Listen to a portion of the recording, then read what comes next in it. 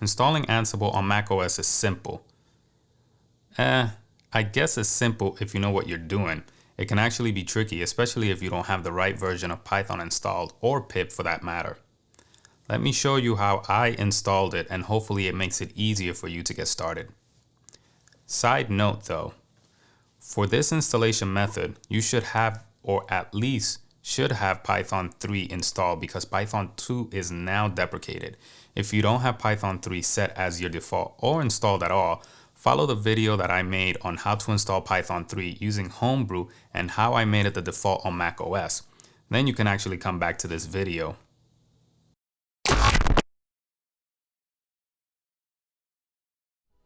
The preferred way to install Ansible on a Mac is via pip. This is verbatim to the Ansible documentation.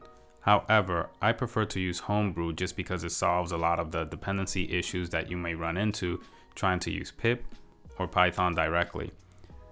Even though you can actually do the installation that way, and I have seen a lot of success doing it that way.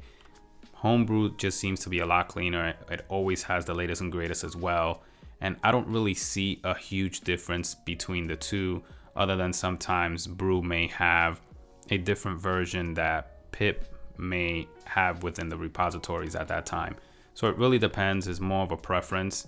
I try to follow the documentation as best as I can, but if there's a simpler way and it works, that's what I stick to, especially if I'm trying to explain to someone how to dive into a new tool like Ansible itself.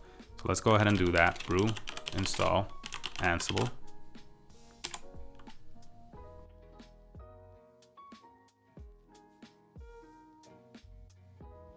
And as you can see, the Brew installation went ahead and installed the dependency of Python 3.10. And it also installed Ansible 5.2.0. And let's see which version of Ansible core got installed. So we have 2.12.1, and that's all there is to it. If you found this video helpful in any way, please remember to subscribe and click on the bell icon for notifications of future videos from this channel. And thanks for watching.